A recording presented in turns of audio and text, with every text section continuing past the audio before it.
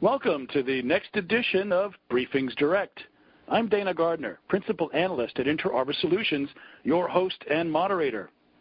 Bringing a central IT focus to large public school systems has always been a challenge, but bringing a security focus to thousands of PCs and devices has been compared to bringing law and order to the Wild West. For the Clay County School District in Florida, a team of IT administrators is grabbing the bull by the horns nonetheless to create a new culture of computing safety without breaking the bank. Today's BriefingsDirect Security Insights discussion examines how Clay County is building a secure posture for their edge, network, and data centers while allowing the right mix and access for exploration necessary in an educational environment. To learn how to ensure that schools are technically advanced and secure at low cost and at high scale, please join me now in welcoming our panel. We're here with Jeremy Bunkley. He's the supervisor of the Clay County School District Information and Technology Services Department. Welcome, Jeremy. Pleasure to speak with you today, Dana. Glad you're with us. We're also here with John Skipper. He's Network Security Specialist there at the School District of Clay County. Welcome, John. Hey, thanks, man. Appreciate it. And lastly, we're here with Rich Perkins. He's Coordinator for Information Services at the School District of Clay County. Good to have you with us, Rich. Thanks, Dana. Good to be here. Hey, Jeremy, let's start at the top, sort of a big picture. You guys have been doing this for a few years now, but what's been sort of the biggest challenge in your thinking with hindsight to improve security, compliance, and risk reduction there at a large school district? I think the answer actually scales a little bit from small to medium to large and across the board. I think the problem even bridges into business. It's the culture of change of making people recognize security as a forethought instead of an afterthought. Right. It's been a little bit of a challenge in education where it generally is very laggard for us. So just getting people to start the recognition process of making sure that they're security aware has been quite the battle for us. And I don't think it's going to end anytime soon, but we are starting to get our key players on board with understanding you can't clear text Social Security numbers and credit card numbers and PII. It's been an interesting ride for us. Let's put it that way. Given that culture is such an important part of this, but you also have to have tools and platforms in place to help, give some sort of reinforcement for people when they do the right thing. So tell us, John, a little bit about what you've needed to do to your network and what your technology approach has been. Education is kind of one of those weird tasks or one of those weird areas where the software development has always been lacking in the security side of the house. It's never even been inside the realm.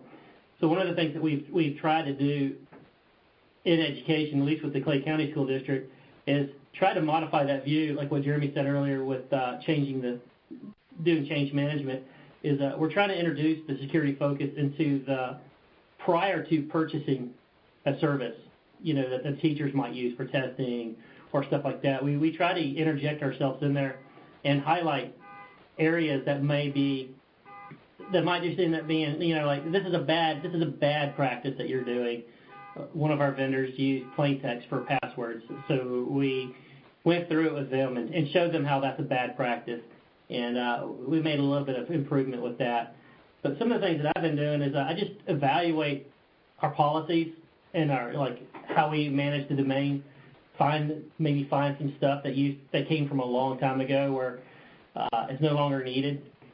Pulling information out as maybe where before they thought about socials needed to be masked, they put the full social into a document that was no longer needed. So we just been really trying to figure that kind of stuff out and then try to knock it down as much as we can. Yeah. So, of course, whenever you're trying to change people's perceptions, behaviors, culture, it's sort of useful to have both a carrot and a stick approach. So to you, Rich, what's been working in terms of a carrot? How do you incentivize people through a sort of positive, you get more and you get better when you can do blank as sort of a method. Well, what works in sort of real practice there? That's a rough one because we don't really have a carrot that we use. We basically say if you're doing the wrong thing, you're not going to be able to use our network. You're not going to, so we focus more on negatives. The positives would be you get to do your job. You get to use the internet. We don't really have hey, you're doing a great job, so we're going to give you something more than we're already giving you. We see it as, security is directly intertwined with our customer service. Every person we have as our customers, and our job is to protect them, and sometimes that's from themselves. So we don't really have a carroting type of system. We don't allow students to play games or something if they have no problems. We give everybody the same access. We treat everybody the same. Either you're a student, you get this level of access, or you're a staff member, you get this level of access, or you don't get access. Well, of course, having access is a carrot in itself. So you've got that positive result when you let people do things, but they have to take it a step further and do the right things in terms of security. But before we move further into our discussion, let's get a little bit of background on the Clay County School District. If for any of you want to chime up on this one, tell us a little bit about it, how many students you have, how many staff administrators, sort of the size and scope of your school district. So our school district, as in the size of Florida, we're the 22nd largest in Florida. So we're kind of right on that edge of small to medium in Florida, which in most districts is a very large school district. And we run about 38,500 students. That was our last year's numbers. And as far as our IT team, which is our student information system, our ERP system, security, down to desktop support, network infrastructure support, our web services. We have about 48 total people in our department. That's kind of our size and our scope. Like I said in the previous statements, our scope is literally everything. For some reason, IT means if it plugs into a wall, we're responsible for it. And that's generally a true statement in education across the board, where IT tends to be a little bit of a jack of all trades and fix everything. Appreciate that. Tell us also about sort of where you're headed in terms of technology. Is there a one-to-one student-to-device ratio in the works? What sort of technology do you enable them? Is there any bring-your-own-from-home allowance? Tell us a little bit about the end devices and how those come to bear on your environment. So I'm extremely passionate about this part because the one-to-one scenario seems to be the buzzword, and we generally despise buzzwords in this office, and we'd prefer a more practical approach. The idea of one-to-one is itself, to me, flawed, because if I just throw a device in a student's hand, what am I actually doing besides throwing a device in a student's hand? We haven't trained them. We haven't given them the proper platform. All we've done is thrown technology. And when I hear the terms, well, kids inherently know how to use technology today, it kind of just bothers me because kids inherently know how to use social media, not technology. They are not production driven, they are socially driven, and that is a big sticking point with me. So the way we've kind of done it here is we are in fact moving to a one-to-one, but in a non-traditional sense. We've established a one-to-one platform so we can introduce a unified platform for all students and employees to see through a portaling system. We happen to use ClassLink. There's various other vendors out there. That's just the one we happen to use. And we've integrated that in moving to Google Apps for Education, and we have a very close relationship with Google that allows us to maybe do some stuff that is it's pretty awesome. So we are moving in the direction of Chromebooks because it's just a fiscally more responsible move for us. I know Microsoft coming out with Windows 10s is kind of a strong move on their part, but for us, just because we have the expertise on the Google Apps for Education or G Suite, it just made a lot of sense for us to go that direction. So we are moving in one-to-one now with the devices, but the device is literally the least important and the last step in our project. All right. Tell us a bit, too, about the requirements now for securing the current level of devices and then the new ones. Seems like you're going to have to keep the airplane flying while changing the wings, right? So what is the security approach that works for you that allows that? So that's an interesting one. Clay County School District has almost followed trends in the past before as far as devices go. So we actually have a good mixture of devices in our network, which means that no one solution is ever the right solution. So, for example, we still have some iPads out in our networks. We still have some older Apple products, and then we have a mixture of Chromebooks and also Windows devices that are out there. So we really need to make sure that we're hitting the right security platform for the environment. As we are transitioning more and more to a take-home philosophy, and that's where we as an IT department are seeing this going, and we're going to make sure that, if the decision's made to make the entire student population go home, we're going to be ready to go. So some of the things we've done is we've coordinated with our content filter company, and they have some extensions that are out there that we can deploy that lock the Chromebooks into a filter situation regardless of their network. And that's been really successful in identifying, maybe blocking students, from those late night searches. And then we've also been able to identify maybe some shenanigans that might be taking place over the next few days with some interesting web searches that they might do over YouTube. And that's worked really good. So I guess the next object is now we have to figure out something to help secure our Windows devices and even possibly the Mac devices. And while my content filter does a good job as far as securing the content on the internet, it's a little bit more difficult to deploy into a Windows device because users have the options now of downloading different browsers, using flash disk, internet browsers, etc. So content filter doesn't really work as well on those. So one of the things I've been doing is I've deployed Bitdefender out to my laptops, and I can also do that to take a home Apple product, and that allows me to actually to put in some more content filtering using that itself to block people from malicious websites that maybe the content filter didn't see or was unable to see due to a different browser being used. So in those aspects, we definitely are securing our network down further than it ever has been before in the past. Also, with the Bitdefender, one of the things we like is if we have those devices go off network, we can actually have it turn on the Bitdefender firewall that allows us to further lock down those machines or protect them if they're in an open environment, like at a hotel or whatever, from possible malicious activity. And it allows us to block executables at some point. Yes. So we can actually go, no, I don't want you to be able to run this browser because I can't do anything to protect you from, or I can't watch what you do, or I can't keep you from doing things you shouldn't do.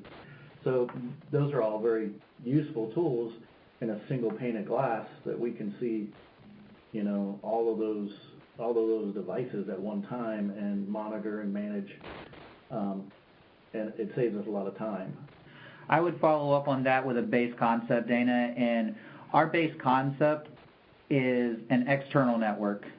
We come from the concept of we're an everywhere network. We are not only aiming to defend our internal network while you're here and maybe do some stuff while you're at our house. We are literally an externally built network where our network will extend directly down into the student and teacher's home. We've gone as far as moving everything we physically can out of this network right down to our firewall.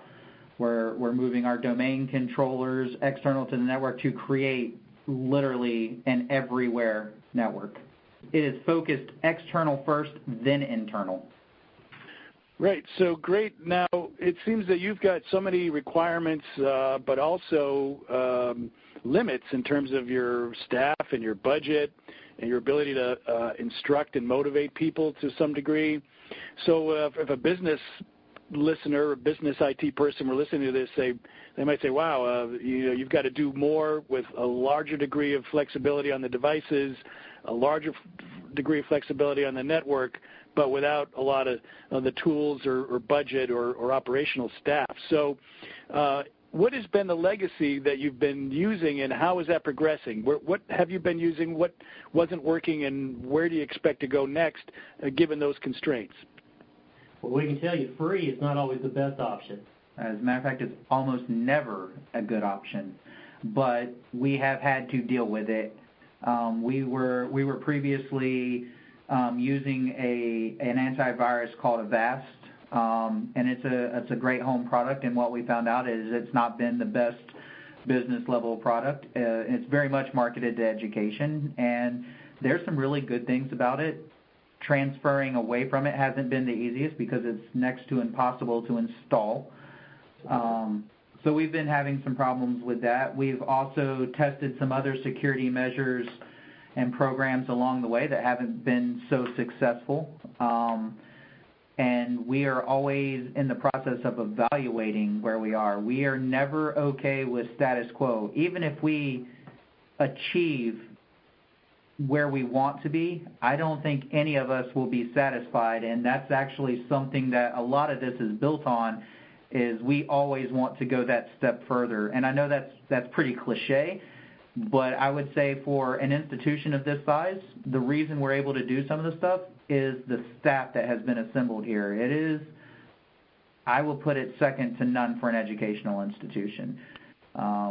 So when, even in the processes that we have identified, which were helter-skelter before we got here, we have some more issues to continue working out, but we won't be satisfied with where we are, even if we achieve the top.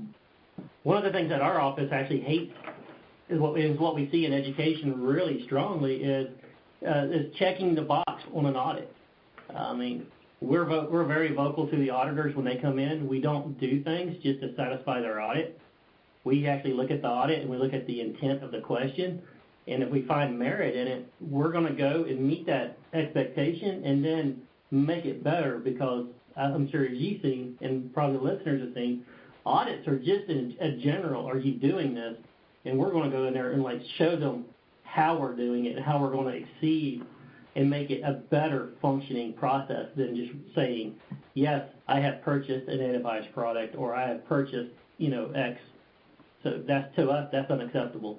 Yeah, we have adopted the concept of audits are a good thing. Nobody likes to do them because they're time consuming, but you have to do them because they're required by law for our institution anyways. So instead of just having a generic audit where we ignore the audit, we have adopted the concept of the audit is a very useful thing for us to have as a self-reflection tool, because it's kind of nice to not have the same set of eyes on your work all the time.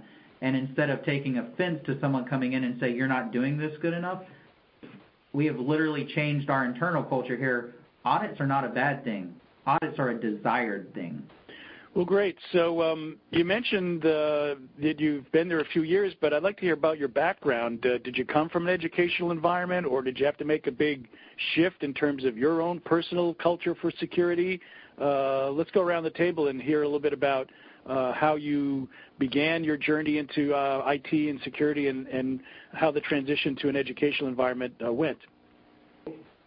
I started in the banking industry, and to be quite honest with you, flamed out pretty quick because those hours were crazy and the pressure was pretty high. So as soon as I left that after a year, I entered education, and honestly, I entered education because I thought the schedule was really easy, and I kind of copped out on that, and come to find out I'm working almost as many hours, but that's because I've become to love it. So I've actually this is my 17th year in education. So I've been in a few districts now and worked. Mostly mine have been migrations and wholesale changes is kind of what I've been hired to do. That's also what I was hired here to do in Clay. So yeah, I guess my education's fully background, but mine is more of a cultural shift, not necessarily just on the educational side, but the IT side. We want to change the culture, make IT part of the instruction instead of a separate segment of education. We have to be interwoven into everything, otherwise we're going to be on an island. And the last time I heard the definition of education is to educate children. So IT can never by itself be a high-functioning department in education. So we have decided instead to go to instruction and go to professional development and go to administration and interweave ourselves in. And that was Jeremy speaking? Yes, sir. Okay, John, tell us a little bit about your background and how the transition's been for you. Well, I was active duty Air Force until 2014 when I retired for 20 years. And then I kind of came into education on the fly. I didn't really expect this job. Wasn't necessarily searching for it. The family issues came up, and this was a close job. I was like, well, I'll try it out and see how it works. And that's been 3 years ago. And it's been an interesting environment. This is education, especially a small IT department like this one, is one of those interesting places where you can come and really expand on maybe your weak areas. So that's what I actually like about this. You know, if I'm working one day and I'm like, I really need to practice a little bit more on my group policy knowledge, I can jive in there and I can affect that change. Now, as long as I don't take down students during testing, it's usually not a big deal. But I think overall this has been an effective change. Totally different from the military. A lot more loose as far as a lot of things go, but really interesting. And Rich, same question to you, your background and how did the transition go? Okay, so I spent right at 21 years in the military. I was Navy. When I retired in 2010, I actually went to work for a smaller district in education, mainly because they were the first one to offer me a job. So I went ahead and took that job. And in that smaller district, just like here, we have 8 people doing operations, and we have this big department, and Jeremy understands from where he came from. It was pretty much me doing every aspect of it. So you do a little security, you do a little bit of everything, which I kind of enjoyed because you're kind of your own boss, but you're not your own boss. You still have people residing over you and dictating how you're going to work, but made my own project plans. I really enjoyed the challenge, but like John said, you come out of the military where you have a rigid structure, and coming from IT security in the military, and then coming into education, it's almost a role reversal where we came in and found next to no policies. Well, we tell them they have to do this. Well, where's your policy on it? Well, we don't write it down. We just tell them. And I'm used to a black and white world where, well, you don't do it because this piece of paper says you don't. So we're trying to interject some of that and some of the security into education. You got to be a little flexible because education is not the military, so you can't be that stringent. So it's a challenge. Right. Okay, so looking at the notion that policies are really important for maturation and getting a strong security posture, what are you using in order to put in place policies and then, more importantly, to enforce them? Or maybe you have to automate the policies so that they are self-enforcing. How does that work? So from an Active Directory side, we use group policy like most people do, and we try and automate as much as we can with that. And then, as we said before, we're switching over on the student side very heavily to Google. They effectively have their own version of an Active Directory with group policy that we use to push that. And then I'll let John speak more to the security side, but we've used various programs like PDQ for a patch management system that allows us to push out some stuff. We use some logging systems with Manage Engine. As we said before, we use Bitdefender to push a lot of policy and security out as well. And we've been reevaluating some other stuff. We also use SolarWinds to monitor our network, and we actually manage changes to our network and switching using SolarWinds. But on the actual security side, I'll let John get more specific for you. I don't know. So when we came in, one of the things I know me and Rich both did was like, cool. So what's our playbook? What's our policy standards? What am I trying to achieve? And it was interesting at first. There was a fear having too much in policy equated to too much auditing overhead. So a lot of our coworkers really wanted to keep it vague as far as they went. So one of the things we first started doing was going in there and identifying, okay, what can we really just lock down? And the easiest one was at first the filter. The content filter met the stipulations of SIPA and COPA, and as far as like making sure like all the adult material is not accessible on the network. Yep, we had that down. But it didn't really take into account the dynamic of the internet as far as sites are popping up every few minutes or seconds, and how do you maintain that for unclassified and uncategorized sites? So one of the things we did was we looked at a vendor, like, okay, does this vendor have a better product for that aspect of it? And we got that working, and I think that's been working a lot better. So, and then we started moving on. We're like, okay, cool. So now we have content filtering down. What can we move on to? And I have to admit, we're actually not above finding someone else who's doing it and borrowing their work and making it our own. So we look at some of the bigger school districts and see how they're doing it. I think Chicago, Los Angeles, we both looked at some of their policies when we can find it. I found a lot of the higher ed education, some of the universities, their policies are a lot more along the lines of where we want to be. I think they have it better than what some of the K through 12s do. So we've been going through there, and we're in the active rewrite of our policies right now, where we're taking all of those in and we're looking at them and we're trying to figure out which ones work in our environment, and then make sure we do a really good search and replace. We've talked about people, process, and technology. We've heard that you're on the journey and that it's something that's long-term and culturally oriented. So let's look at this then as to what you get when you do it right, particularly vis-a-vis education. So do you have any examples of where you've been able to put in the right technology and add some policy and process and then culturally attune the people? What does that get for you? How do you turn maybe a problem student into a computer scientist at some point? Tell us some examples of when it works, what it gets you.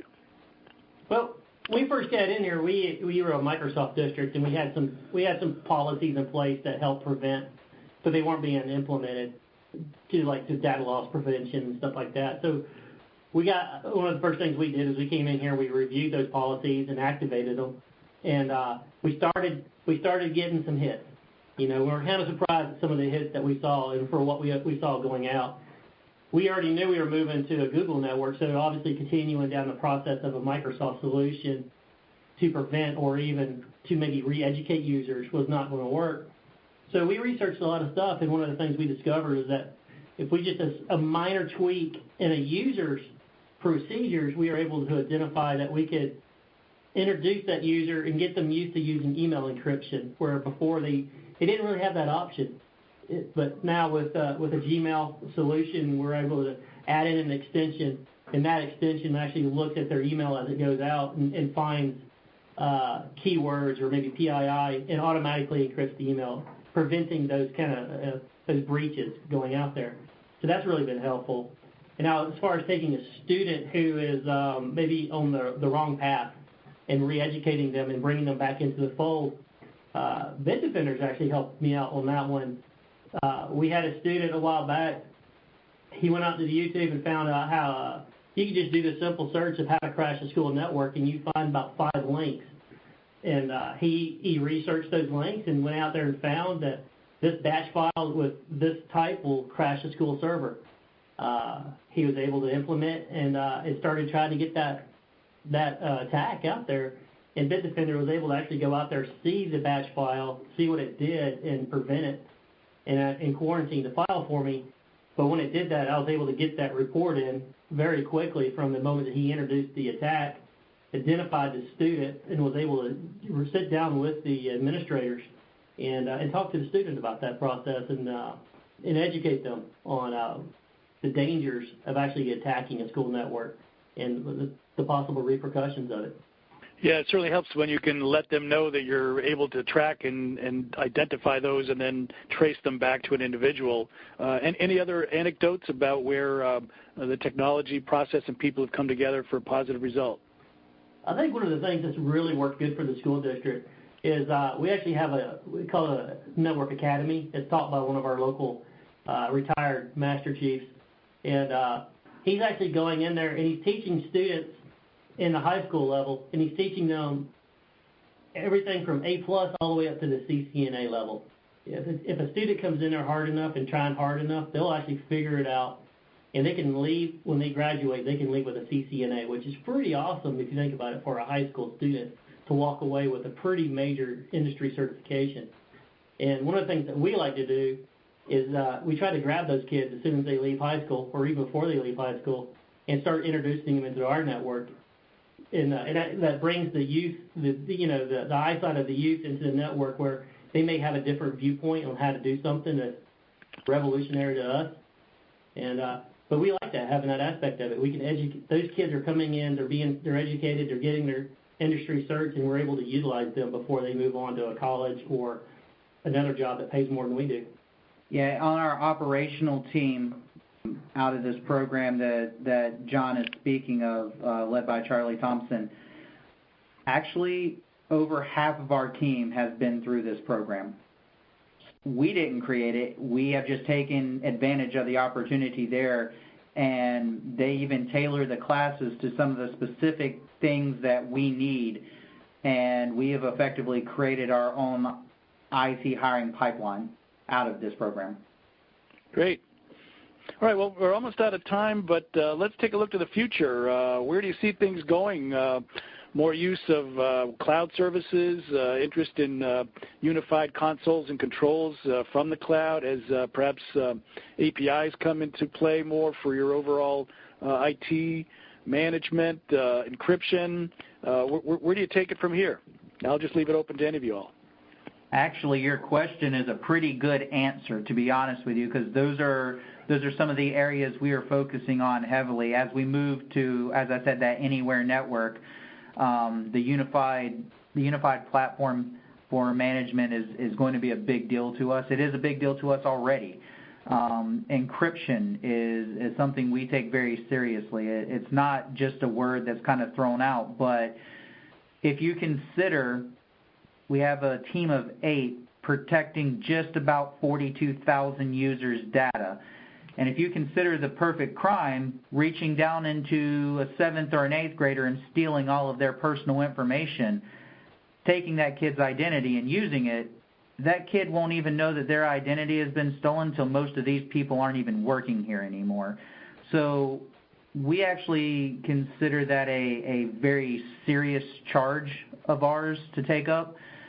Continuing to improve our protection of the student and the teacher's PII, even if it sometimes means from themselves, we take it very seriously. And as we move to the cloud, like I said before, that unified management platform, and I would like to see a more unified security platform, but as OSs continue to mature, they seem to be going different ways, and what's good for Mac is not always good for Chrome, is not always good for Windows. But as we move forward with our projects, we bring everything back to that central point of, can the 3 be operated from the single point of connection so that we can save money moving forward. Just because it's a cool technology and we want to do it doesn't mean it's the right thing for us. Sometimes we have to choose an option that we don't necessarily like as much, but because it is better for the whole. And as we continue to move forward, everything will be focused on that centralization so we can keep a small and flexible department together to continue making sure that we are able to provide the services needed internally as well as protect our users. Anyone else on this future perspective, vision of where you want to get to before we sign off? No, I think Jeremy hit it pretty solid on that one. As we integrate more with the cloud services, Google, et cetera, we're utilizing those APIs, and we're leaning on our vendors that we use, not just Google, but with the other vendors, the content filter with Lightspeed, et cetera. and we're forcing them into new areas.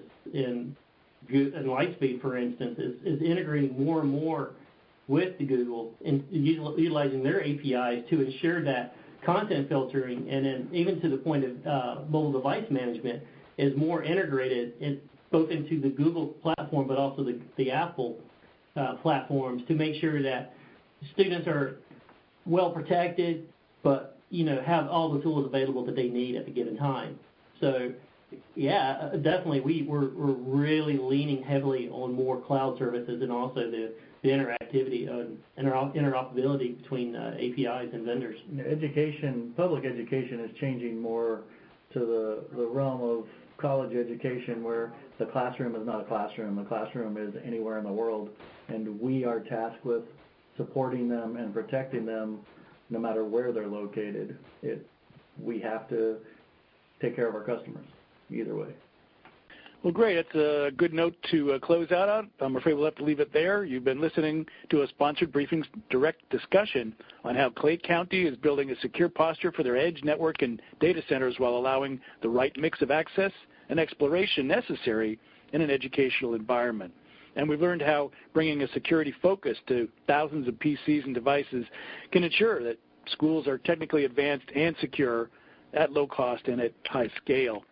So please join me now in thanking our guests. We've been here with Jeremy Bunkley. He's the supervisor of the Clay County School District Information and Technology Services Department in Florida. Thank you, Jeremy. Appreciate it. Thanks for having us. We've also been here with John Skipper, the network security specialist there at the School District of Clay County. Thank you, sir. Thank you, sir.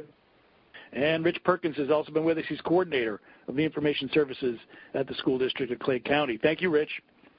Thank you, sir. Yes, and I'm Dana Gardner, Principal Analyst at Inter Arbor Solutions, your host and moderator for this ongoing series of Briefings Direct discussions. A big thank you to our sponsor, Bitdefender, for supporting these presentations, and also a big thank you to our audience for joining us. Do come back next time.